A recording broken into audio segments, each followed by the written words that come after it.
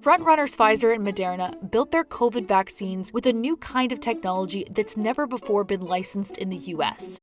Developing vaccines is usually a very lengthy process, taking on average 8 years to get approved.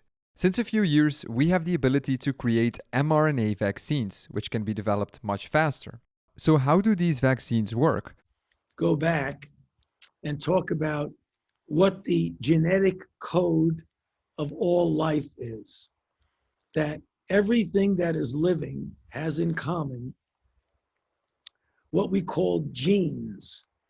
And genes are certain building blocks of knowledge and function that makes you look like you look, how tall you are, how short you are, what the color of your eyes are, and all kinds of things. And the way those building blocks, those genes do it, it's made up of a substance called DNA. And what DNA does is that's where the code is. So if you want to make skin, these codes make protein, but they can't make protein directly. What they do is they send out messages. And these messages are called RNA. And the RNA then is the signal to make a particular protein. So let's say the protein is your own blood to keep you alive. You have the genes, the codes, that codes for an RNA. The RNA codes for a protein, and the protein is the thing you want to make. That could be anything. So how does that relate to a vaccine? You recall maybe from high school biology that there's DNA that makes up the chromosomes, and that DNA is a genetic blueprint for who we are. You want to keep that genetic blueprint pristine. You don't want any damage to it. So you make a working copy. The working copy of the DNA is RNA. So mRNA is message RNA. It's basically the code for a protein. The message of who you are goes from the chromosomes, the DNA, into RNA, and then that RNA is translated into proteins that make up who we are. RNA vaccines are different from the previous vaccines. So when we make a vaccine, we've got to mimic natural infection. So what you do is you get the genetic code of the virus, the building block genetic code. And in that genetic code is going to be a gene that's going to code for an RNA, which is going to make the protein on the virus that you want the body to make a response against. So how do we do that? We isolate the virus and we get the genetic code, and it's the sequence of all the genes. And you look at it and you say, I want to take that gene and pull it out, and I want to make RNA to make the protein that I want to make my vaccine. So you get the DNA, you code for the RNA, and you stick the RNA in a way that you give it to the person. And when that RNA gets in your body, what does it do? It starts coding for protein, and it starts spitting out protein. That's what a messenger RNA vaccine is. Today, CDC is updating our guidance for fully vaccinated people. Anyone who is fully vaccinated can participate in indoor and outdoor activities, large or small, without wearing a mask or physical distancing. If you are fully vaccinated, you can start doing the things that you had stopped doing because of the pandemic.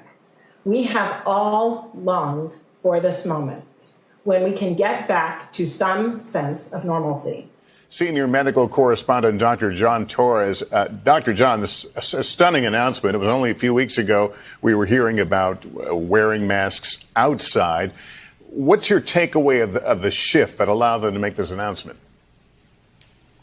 And Lester, you're right. This is a stunning announcement, and I think it caught a lot of us by off guard to a certain extent because we knew this was coming with the science, but we didn't know it was coming quite so soon. And I think part of this, the Center for Disease Control and Prevention and the CDC announced that they are no longer recommending that fully vaccinated people need wear masks. This recommendation holds true whether you are inside or outside. I think it's a great milestone, a great day. Our data from the CDC today suggests, that vaccinated people do not carry the virus, don't get sick, and that it's not just in the clinical trials, but it's also in real-world data. Tonight, the new face of the pandemic is now one without a mask. The CDC's ground-shifting change impacting the 117 million fully vaccinated Americans who will no longer need to physically distance or wear a mask, outdoors or indoors. 2 weeks after your last dose, you can shed your mask. While urging more Americans to get the shots, last night President Biden made this claim. You're not going to get COVID if you have these vaccinations. But that's not true. Hannah Fullerton is fully vaccinated. She was sick for more than a week. How many vaccinated people are getting sick? It'd be really hard to know. We're not really doing enough testing.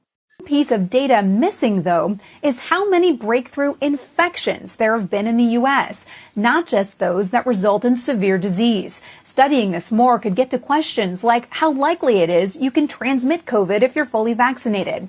And that's been leading to increasing pressure on the CDC, including this morning from Dr. Scott Gottlieb. There are breakthrough infections occurring in vaccinated people. I don't think but we're not tracking it here in the United States. And that's the bottom line. We should be tracking it. Jennifer Gibson says she got the COVID vaccine because she wanted to see life in Canada get back to normal. But the Toronto woman wasn't prepared for what she saw when she looked in the mirror 2 weeks after getting her AstraZeneca shot. In the morning, I was just looking and I thought, gosh, something is weird with my face. Consult with Gibson's doctor confirmed that she had developed Bell's palsy, a form of facial paralysis. So honestly, when they said Bell's palsy, it's devastating to look at half your face being paralyzed, but she hopes that by sharing her story, we can talk about the benefits and side effects of getting the shot. I thought we could go back to real life and, help those who can't get it. And then this kind of nightmare will be over. But, now I can say definitively that, there is a downside. People who are fully vaccinated are now testing positive, some getting sick. Here's Von Hilliard with why it's happening and what you should know. The headlines, unexpected. 7 vaccinated Stanford students, positive for COVID. 6 vaccinated Texas Democrats, traveling together, positive. And hundreds of Cape Cod residents and vacationers, vaccinated but positive. These are headlines that make us stop and think, where is this going? And among those choosing not to get vaccinated, a significant percentage of American healthcare workers. Across the country, about 1 in 4 healthcare workers still isn't vaccinated against COVID. And listen, I will tell you, I've seen healthcare workers in New Jersey, in one hospital, 35% of them weren't vaccinated. That sends exactly the wrong message.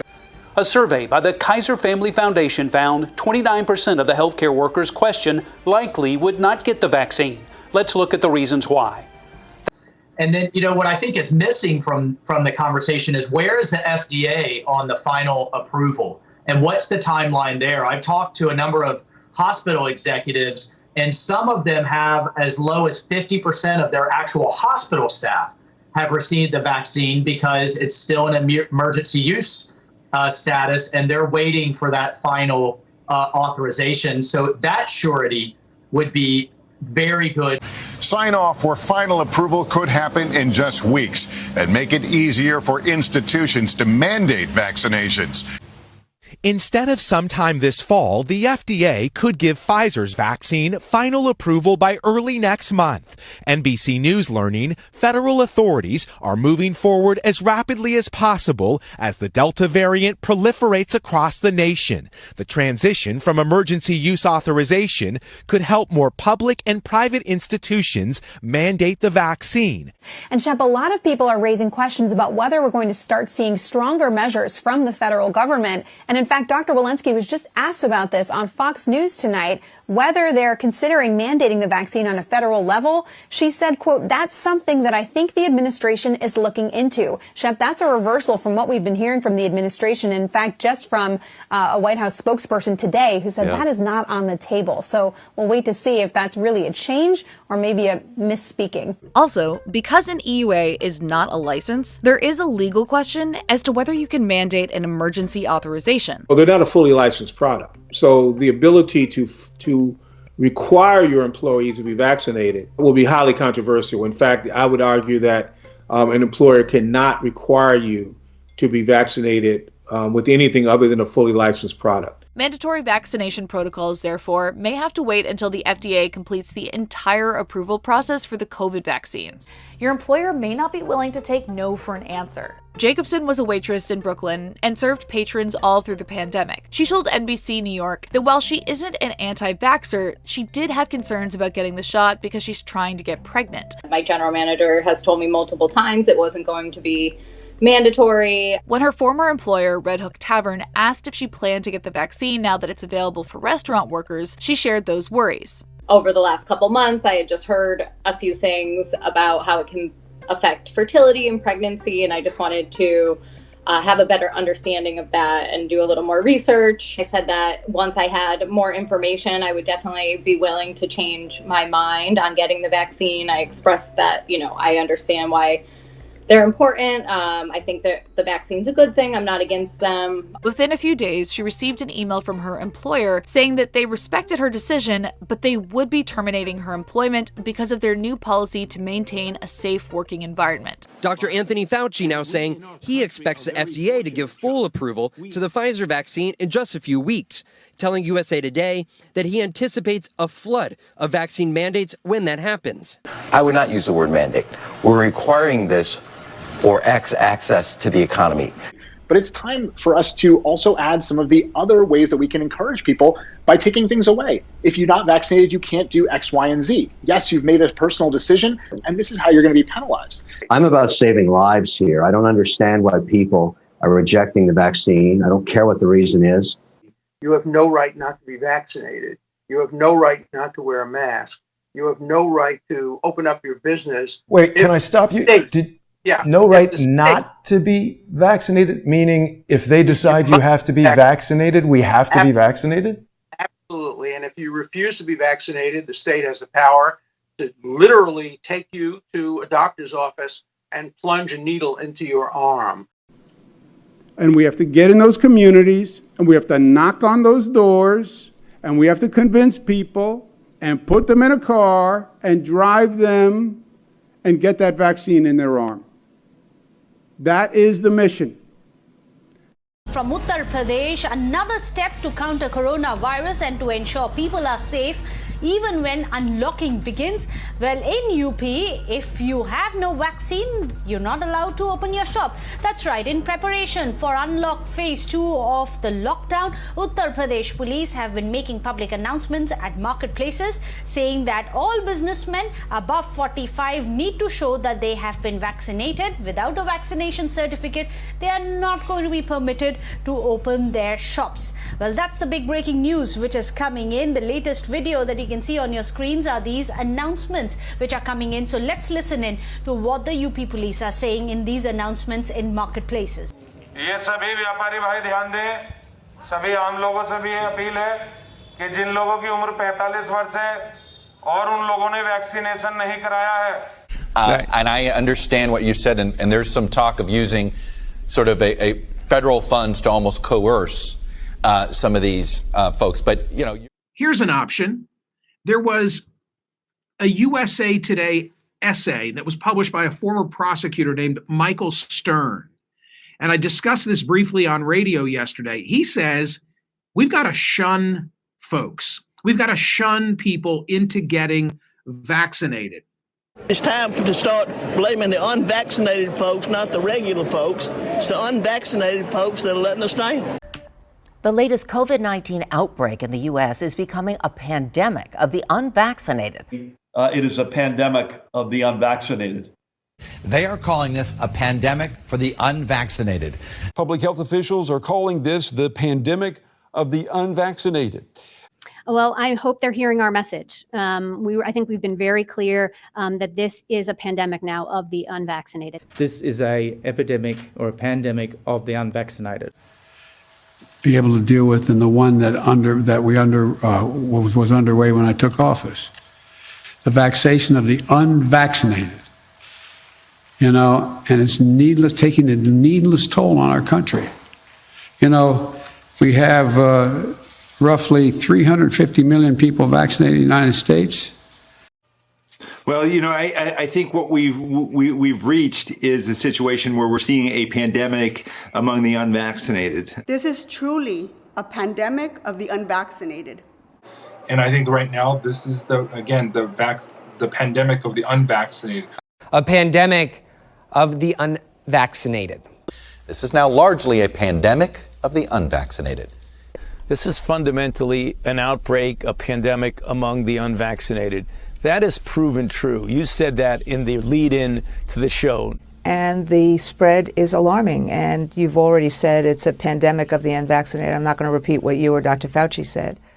Masks are making a comeback. The CDC is now recommending that fully vaccinated people begin wearing them indoors again in places. Earlier this week in the U.S., the Centers for Disease Control backpedaled on face masks, recommending again that people wear masks indoors with one important difference.